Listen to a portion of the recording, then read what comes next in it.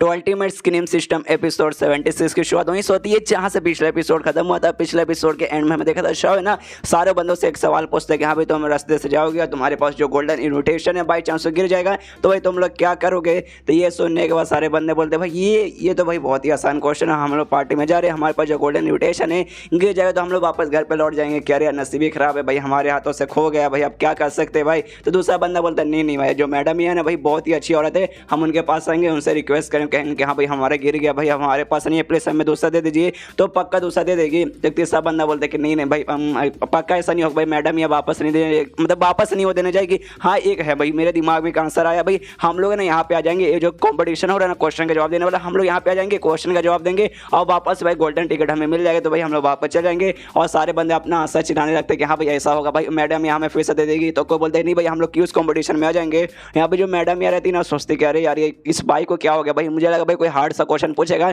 लेकिन इसने बहुत ही इजी सा क्वेश्चन पूछा। लेकिन तभी है ना यहाँ पे वो ये भी सोचते कि नहीं भाई जिस हिसाब से बंदे आंसर दे रहे और इसका रिएक्शन देखने के बाद ना ऐसा नहीं लगता कि हाँ भाई जो बाकी सारे बंदे आंसर दे रहे कुछ आंसर मतलब कुछ और ही होगा, ये इतना मतलब कुछ इसके दिमाग में कुछ और ही सोच के रखा होगा। तभी यहाँ पे शाह ने सबसे कहते कि अरे यार झोपड़ी वालों तुम्हारे पास अक्ल नहीं है भाई, कितने कितने बुद्धू आंसर अगर तुम लोग जा रहे हो और तुम्हारा इन्विटेशन गिर जाएगा तो भाई उठा लो भाई, मैंने बोला गिर जाएगा, मैंने ऐसा नहीं बोला कि भाई घूम हो जाएगा। ये सुनने वाले सारे बंदे हैरान किया, अरे यार इसने तो खाली गिर जाएगा बोला था भाई, घूम जाएगा बोले नहीं था भाई। इतना छोटा सा बात भी हमारे दिमाग में नहीं आया। लेकिन तभी एक स्कॉलर चिल्लाता है शॉप पे, कहता है साले हाँ अच्छा ठीक है मानते भाई तेरा क्वेश्चन का एक बार के लिए भाड़ में गए, तूने भाई हमें गाली दी भाई, तूने हमें झोपड़ी वाले बोला भाई, तू कितना मतलब तू मैडम यहाँ के सामने भाई इतना गंदा सवाल कैसे बोल सकता भाई, तो स्कॉलर नहीं है भाई, स्कॉलर के नाम पे तो एक धब्बा है भाई, तू जाकर सोचो बस सोचो में डूब क्यों नहीं मरता। भाई जो मैडम यार रहती है उनके दिमाग में भी आता है कि हाँ जो भी स्कॉलर्स थे भाई वो लोग है ना अपना रेपुटेशन अपनी इज्जत भाई ज़्यादा प्यारी रखते हैं, लेकिन भाई ये जो बंदा सामने बाई लिया ना भाई इसको अपनी इज्जत का कोई फर्क है, लेकिन भाई है ना गाली वगैरह भी दे रहा भाई,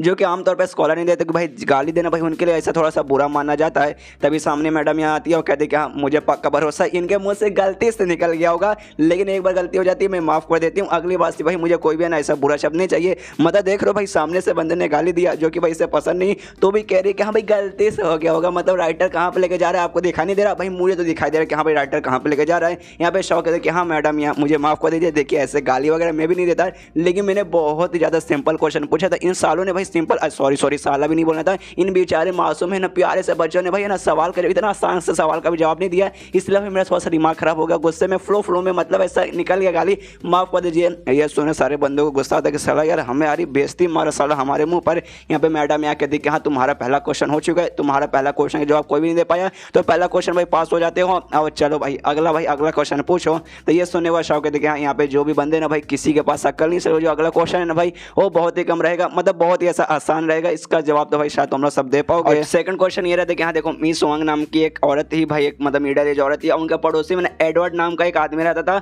और उनको लगा मिस वांग को लगा कि हाँ भाई ये आदमी ना काफी अच्छा है, इसलिए उस आदमी के पास गई, उनसे कहा कि हाँ भाई मेरा बेटा एक होटल चलाता है, आप जाके भाई वहाँ पे काम कर सकते हैं। वहाँ पे गया उनके बेटे का भाई, उन्होंने पूछा अच्छा आप मिस्टर एडवर्ड होंगे ना, तो ये सुन मिस्टर एडवर्ड बोलता है कि हाँ मैं मिस्टर एडवर्ड हूँ। उसके बाद ना मिस वांग के बेटे ने भाई उनसे पूछा कि हाँ आप रहते कहाँ हैं, और मिस मतलब जो एडवर्ड है भाई एडवर्ड ने आंसर भी दिया, लेकिन जैसे वो आंसर दिया ना भाई उनके बेटे ने भाई उसकी कुटाई कर दी, बताओ क्यों। ये सुने सारे बंदे सोचते क्या भाई एडवर्ड की कुटाई हो गई, उसने जब आंसर दिया मतलब उसने आंसर दिया तो भाई क्वेश्चन उससे जो पूछा होगा ना मिस वांग के बेटे ने, तो भाई उसका कोई आंसर सुन के भाई मिस वांग के बेटे ने भाई उसकी कुटाई कर दी होगी, मतलब भाई उस क्वेश्चन का भाई उसने क्या आंसर दिया होगा कि उसकी कुटाई होगी। और क्वेश्चन ये था कि हाँ भाई तुम कहाँ रहते हो, और रहता तो पड़ोस में है, और मालूम नहीं इनके दिमाग में भाई एक आंसर भी आता है जो सुनने ना सारे बंदे एकदम चौंक जाते क्या भाई ये आंसर हो सकता है, अरे भाई अगर ये आंसर तो भाई मैं बोलूँ कैसे। यहाँ पे जो कबीर सिंह रहते हैं ना, कबीर सिंह दिमाग में भी आंसर आता है, वो भी देखते हैं कि हाँ भाई सारे बंदों के दिमाग में आंसर आ चुका है, लेकिन मैडम यहाँ ने कहा कि हाँ अभी कोई भी गाली नहीं देगा, कोई भी ऐसा बुरा सा शब्द है ना गंदा सा शब्द यहाँ पे नहीं बोलेगा,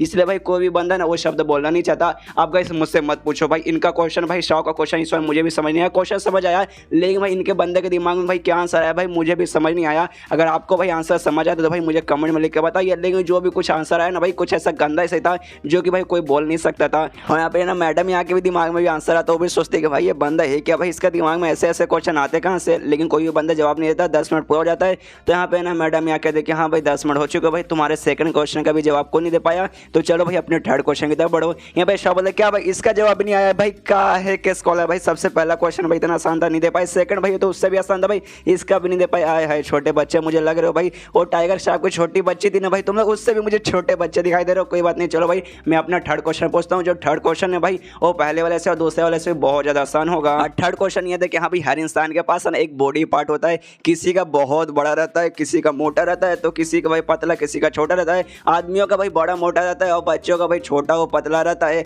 और साथ ही में किसी का भाई बाल रहता है और किसी का भी बाल रहता नहीं है। तो बताओ भाई इसका आंसर क्या होगा। अब बस आपके दिमाग में जो आंसर है ना भाई सेम आंसर भाई यहाँ सारे बंदों के दिमाग में आता है। सारे के सारे बंदे शर्मा जाते कि अरे बाप रे हम लोग ये सब कैसे बोले भाई। मैडम यहाँ सामने ही खड़ी हुई है, यहाँ पे मैडम यहाँ भी समझ जाते कि अरे बाप रे कितना अश्लील क्वेश्चन यहाँ पे पूछ रहा है। और यहाँ पे जो भी स्कॉलर्स रहते हैं भाई उनको गुस्सा आता है कि साला ये सामने वाला बंदा कितना बेशर्म इंसान है भाई, ये जानबूझ कितना बेकार कोई बेशर्म इंसान होगा जो कि भाई ना इसके क्वेश्चन का ना जवाब देना जाएगा और कोई भी बंदा भाई जवाब नहीं दे पाता। यहाँ पे शॉबी कहता बस देखो यार सबसे आसान क्वेश्चन था भाई, मैं चौथी में क्या भाई मैं दूसरी में था ना भाई तब ऐसा क्वेश्चन का जवाब दिया करता था। तुम भाई स्कॉलर हो भाई तो भी तुम्हें नहीं आ रहा भाई, शर्म करो भाई। ये बॉडी पार्ट भाई बहुत सिंपल बॉडी पार्ट है भाई, हम रोज भाई यूज करते भाई, अपने डेली यूज में आने वाला बॉडी पार्ट है। ये सोने वाले सारे बंदे और शर्माते हैं कि भाई डेली पार्ट में भाई डेली यूज में कहाँ से आता भाई, कैसा गंदा बंदा है भाई, कितना अश्लील सवाल ये पूछ रहा है। एक स्कॉलर रहता है ना शॉप पे जोर से चिल्लाता होगा भाई साले तेरे अंदर शर्म नाम की चीज है कि नहीं भाई। मैडम यहाँ ने मना किया कि हाँ भाई अश्लील सवाल नहीं पूछना भाई, अश्लील चीजें नहीं बोलना, अश्लील शब्द नहीं बोलना,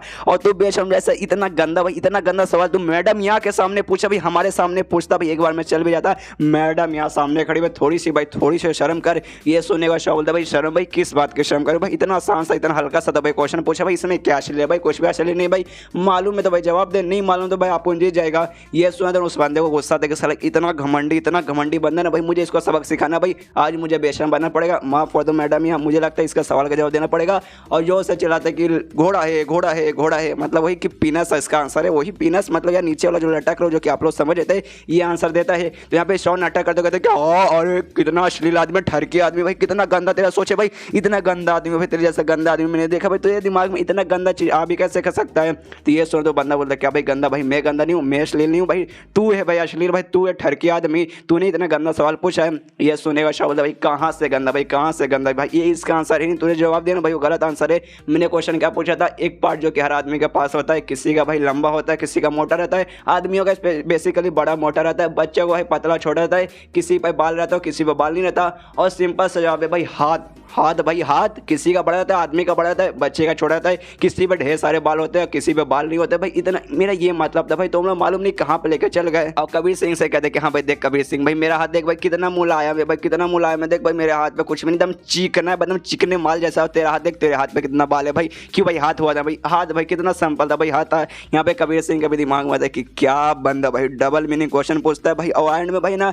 खुद को ऐसे संभालेगा ना कि कोई भाई इस पर उंगली भी नहीं उठा पाएगा भाई, इतना गंदा सवाल पूछा भाई, सिंपल उसका आंसर वही होता है। लेकिन भाई एंड में इसने माहौल ऐसा पलटा ना कि ना ही मैं कुछ बोल सकता हूँ, नहीं बाकी स्कॉलर कुछ बोल सकते और मैडम यहाँ भी कुछ नहीं बोल सकती। और यहाँ पे ना इसको है ना एक्टिंग पॉइंट मिलता है, लिटरली एक्टिंग पॉइंट मिलता है। लेकिन भाई इसका ट्रांसलेटर को ना भाई मानवा का भाई मुझे उस पर गुस्सा आ रहा है भाई, वो एक्टिंग पॉइंट का नाम चेंज करके भाई वैलिडिटी पॉइंट ऐसा कुछ कर दिया भाई बाद में, मैं तो लेकिन भाई एक्टिंग पॉइंट ही बोलूंगा। तब यहाँ पे मैडम यहाँ खुश हो जाती है और कहती है शाह से कि हाँ भाई तुम है ना अब मेरे स्पेशल गेस्ट बन चुके हो भाई, मेरी तरफ से भाई स्पेशल बन चुके हो, इसलिए भाई चलो भाई बेसिकली जो पार्टी भाई पार्टी में चलो मेरी तरफ से। और ले जाने लगती है। यहाँ पे शाह भी देखते हैं कि हाँ भाई मैडम यहाँ कमाल के बंदे, काफ़ी अट्रैक्टिव और काफ़ी अच्छी बंदी है, मतलब भाई अब तो शाह को भी पसंद आने लगे, मतलब समझो भाई कहानी कहाँ जा रहा है। उतने में ना वहाँ पे और दो बंदे आते हैं जिसमें ना सबसे पहले ना टॉप 4 में ना भाई एक जो बंदा आता है भाई जो मिस्टर मो जिसके बारे में बात चालू था भाई, वो बंदा भी आता है और साथ ही में उसके साथ एक दूसरा बंदा भी आता है, वो भी टॉप 4 में आता है और वो बंदे का नाम मिस्टर जाओ था भाई। और दोनों जैसे बंदे यहाँ पे आते हैं। ये चैप्टर यहीं पे खत्म हो जाता है और मिलते हैं अगले किसी वीडियो में, जब तक के लिए बाय बाय।